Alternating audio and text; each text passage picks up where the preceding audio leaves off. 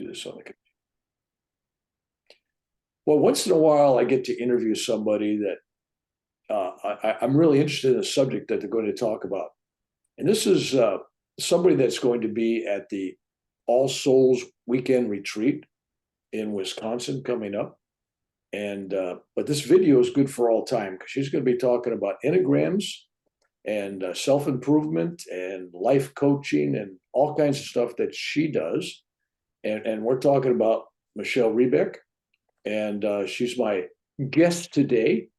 And I hope you join in listening on this, and I hope I ask the questions that you'd want to ask. So, Michelle, if you want to kind of give a brief introduction. First off, how'd you get into this helping business? I mean, what prompted you? I noticed you got a couple of university degrees and stuff. It looks like you funneled towards this direction. How'd that all happen? Thanks, Bill. Thanks for having me, taking the time to have me today. Well, I'm a teacher by trade. I went to Marquette University to become a secondary education teacher, middle high school. So did that for many years. I think I love to teach, but I was ready to move on to teaching / working with adults. So a few years ago, I went UW Madison for my coaching certificate. So that's how I ended up here as a life coach. As far as how I'm ending up at All Souls, this is my second year there. And I was blessed enough to meet Amy O'Keefe, one of the co-founders, in 8th grade. So you guys are childhood friends? Childhood friends, childhood besties. Yep. All right. Yep. You got an inside track here. All right. Yes, totally. And we have kind of discovered our spirituality together, which has been a gift. We've been bouncing things off each other and inspiring each other for 40 years. So I'm eternally grateful that she has invited me in on this, and Jen as well. I've known Jen for years as well. So, yeah. All right. So you're a teacher, but actually you haven't really gotten away from that, because reading about you and going to your website and looking at what you actually do, that's exactly what you're doing. It looks to me like you're teaching people to educate themselves by looking within the self, and you're giving them the tools. Now you're doing something that a lot of people have heard about, but I don't think most people truly understand it. That's Enneagrams. And I know, and maybe I'm wrong on this, but I remember studying Sufism, and they kind of did that same kind of thing. Didn't have that name, but they kind of divided groups into personality types. What is an Enneagram? And how does that help one? It divides into 9 different personality types, kind of like Briggs-Meyer, those things, similar? Right. Well, similar, but very different. And you are correct. It has its beginnings in Sufism. So it's ancient, mystical. You could look into how it was all created by universal ways. But I will say, I went to Loyola, and this was many years ago, 20 probably, to get certified as an Enneagram teacher. Now, the Enneagram, the basics of it is that we are all one of 9 types. The difference between the Enneagram and something like a Myers-Briggs is the Enneagram speaks to what motivates us, like why we do what we do, not how do we show up in the world. So Myers-Briggs might be a test you take at work, or some people take the Enneagram at work, but they tend to be answering the questions as they are the personality that shows up, not why they show up. So it does take a little bit more self-discovery or coaching to get to your correct number. But once you do, you realize, wow, this is why I am succeeding at what I'm succeeding and why I'm failing. It also speaks, so each number, it gets a little bit complicated, but I'll try to give you the simplified version. each number, you've seen the, have you seen? Yeah, that little graph that looks like Yes, a yes. one of those witches things where you got all the lines Uh-huh. and everything. Yeah, Right, right. I should be able yeah, to pull something out here that has it. But anyway, so, oh, here we go. yeah. This, and the 9 would start up at the top, and 1, 2, 3, 4, 5. So I am a 9, for example. Each number has they used to call it your deadly sin, but I like to say passion. But so mine would be sloth or laziness. And so that hits hard. Everybody's passion hits them real hard, but it's a good thing to kind of open up to eventually. But anyway, so each number has a wing. So the 9, I would either have a strong 1 wing on this side or a strong 8 wing. So I take on some of those characteristics. The other thing that I love about the Enneagram is once you kind of dive in and really get to know your number, it shows you on that graph, you need to move to, when you are in stress, you tend to move to this number. And when you are healthy, you want to move to this number. So it's not just here's who you are, here's what's going on, and there's no room for change.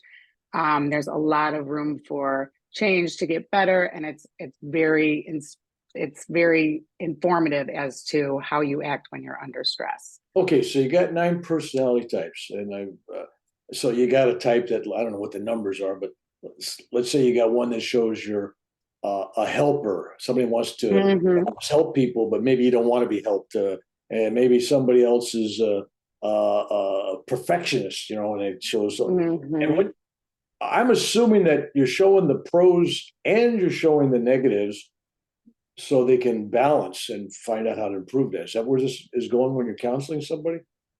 Exactly. Exactly. So you are doing something good, but it might not be good for you. So you need to do it in a different way. And just kind of recognizing where the motivation. So in your example, the helper, you're giving and you're helping.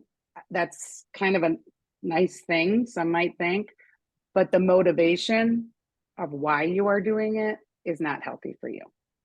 You're motivated by the need to be needed. And so therefore it becomes a track that is not healthy. And so to be able to recognize that and move to a different number that gets its joy from something else is room for positive change. So Okay, so I'm assuming you've had some success doing this with people. Have you seen individuals grow from this? I mean, can you give us an example of somebody that you don't have known names, but somebody that you work with and how they've overcome? Sure. Or... Sure. A lot of times it comes up in coaching. And I will say that it was a little bit of a struggle for me to teach it before I was a coach, because it's a lot to throw out there as just basic information. And what I was finding was that people were learning something about themselves, but then they were also using it to say, oh, so-and-so is such a 2, or this one's such a 7. So it wasn't kind of peeling back the onion as I had hoped it would. So in coaching, it's just a really good tool for me. And an example would be, a lot of times in coaching, we're trying to work towards growth. And so there's a lot of having to get out of your comfort zone. So for example, you might have someone who's a 5, which is an introvert. They really want to collect all the knowledge and be very competent and know everything before blah, blah, blah, all these things.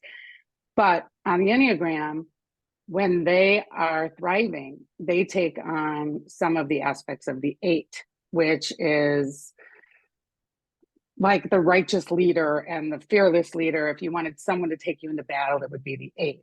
It seems kind of opposite the 5, but the 5 takes on the strong characteristics of the 8 when they are in growth mode.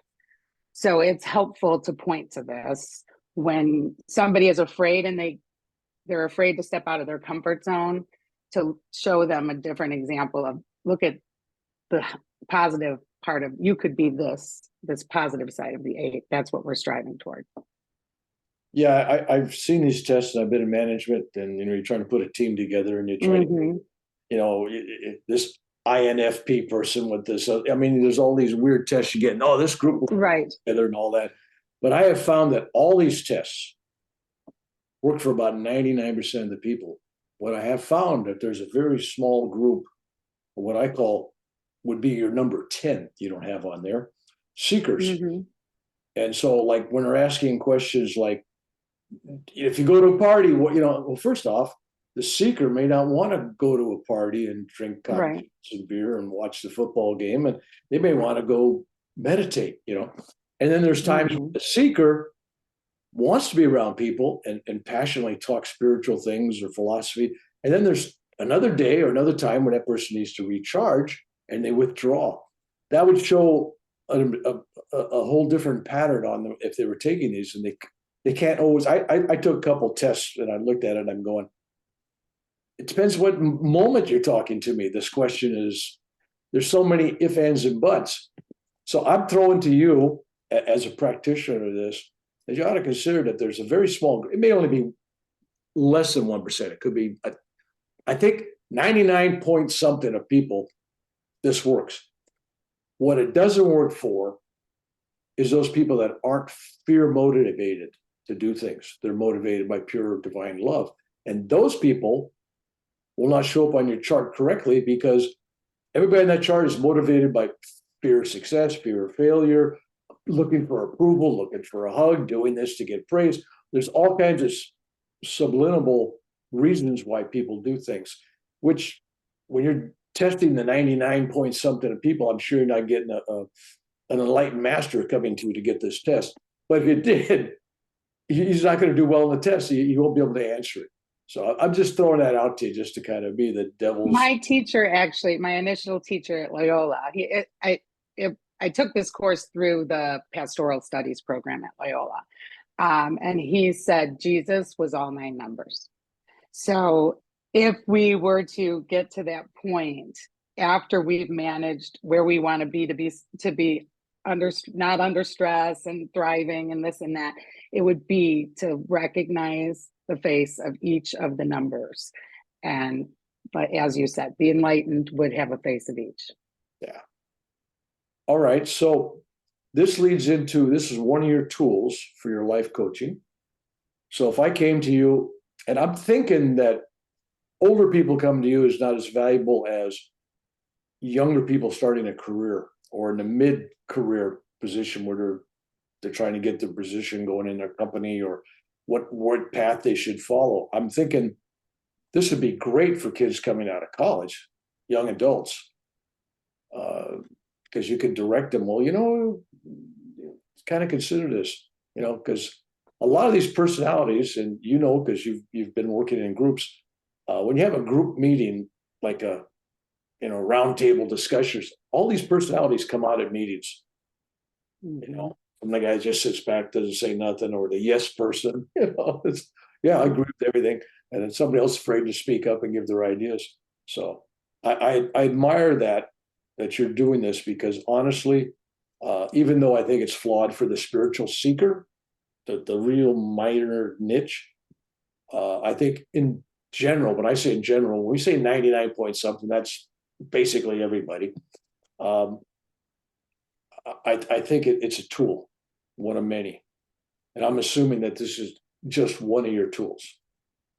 Yes, it is. It was one of my first, and that was before I was a coach. Now, as a coach, I use a lot of other tools alongside the Enneagram. The Enneagram is just one. Yeah. Yeah. I think people are looking for this, thus the popularity of Western astrology.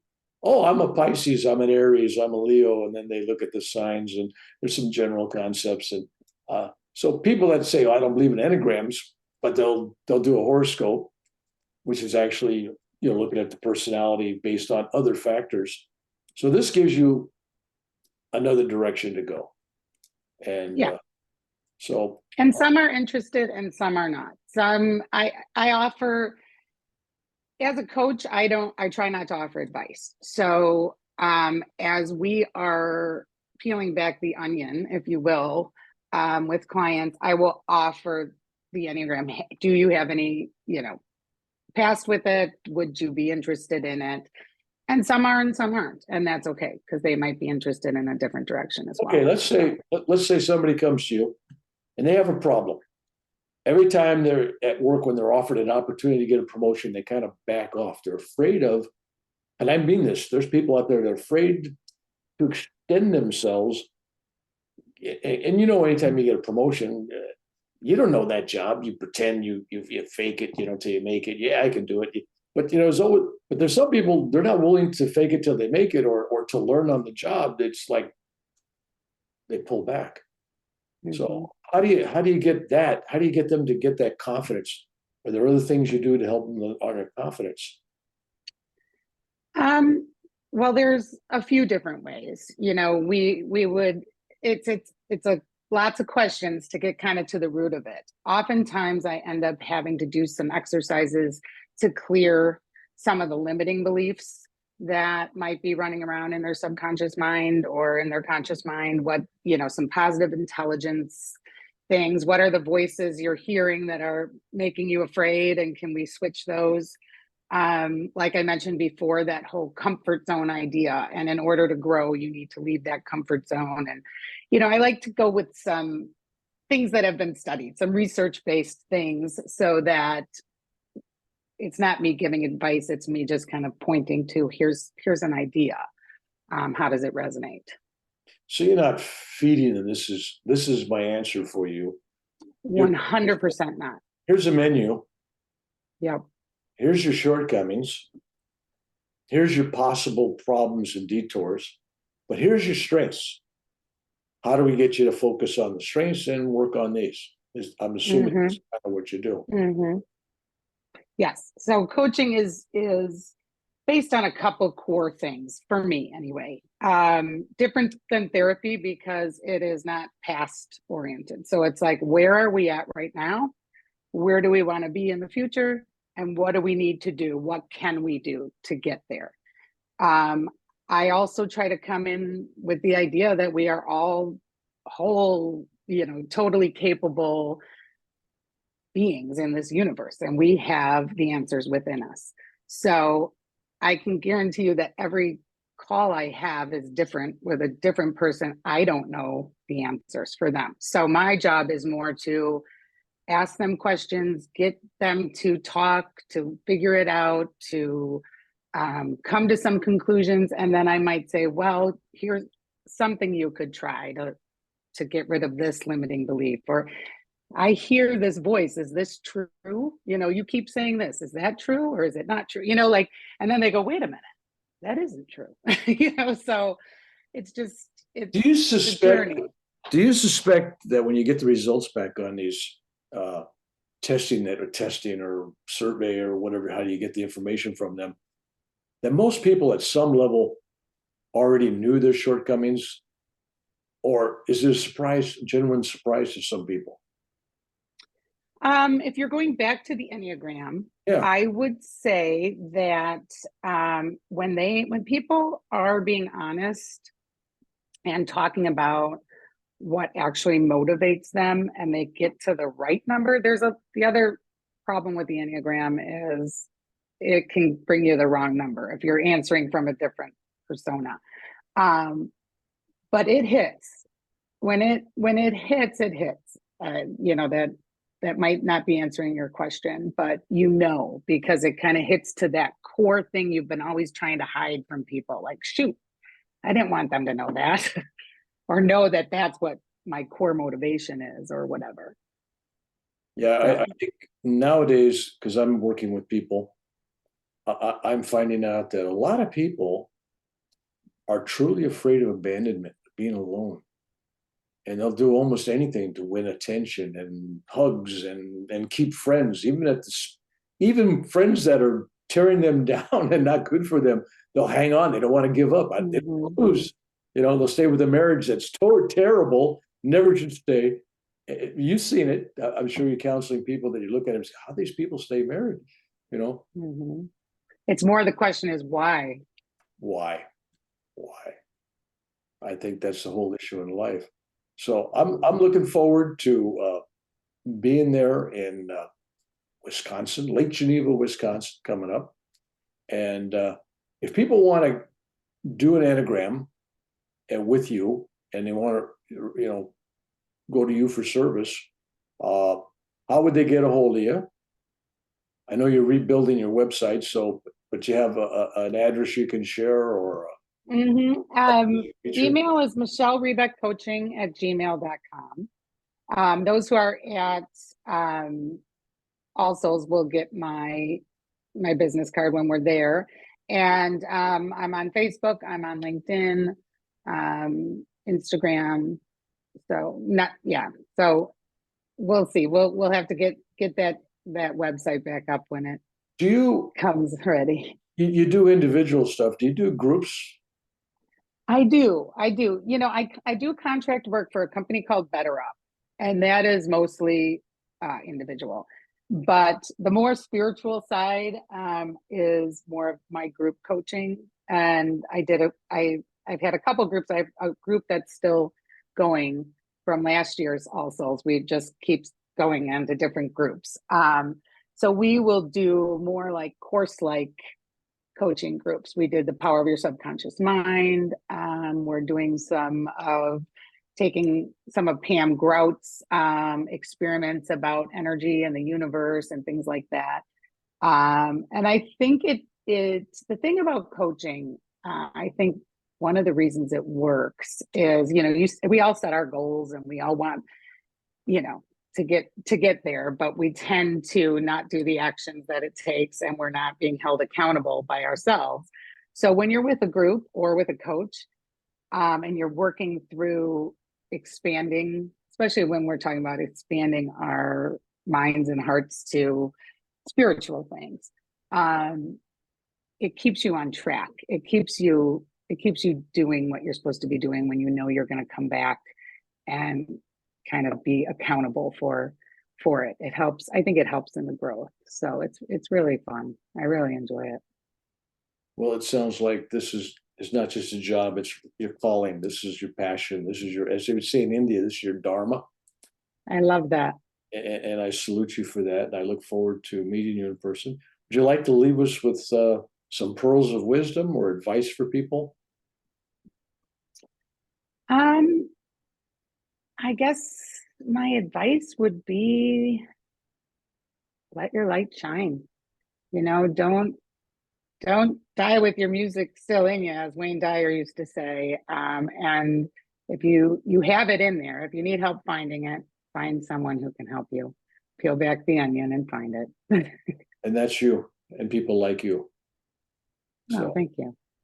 Blessings, peace. I will see you in just a matter of 2-3 weeks.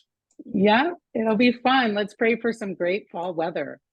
Yeah, because I don't wear socks. I always wear sandals. So I just hope it's not too cold outside. Wisconsin. There's a gift shop. We might have.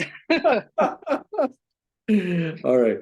God bless. And those that are interested in Enneagrams, if they go online and Google, there are numerous places out there that give you tons of information. And like I said, I think I first heard about this when I was looking into Sufi stuff, and I'm going, that sounds like this. At least sounded like that was the origins. It's different, but that is the origin. Yep. Yeah, but it's similarities. All right. Yep. Blessings to you, and thank you. Nice meeting you. Thank you very much. Have a great day. All right.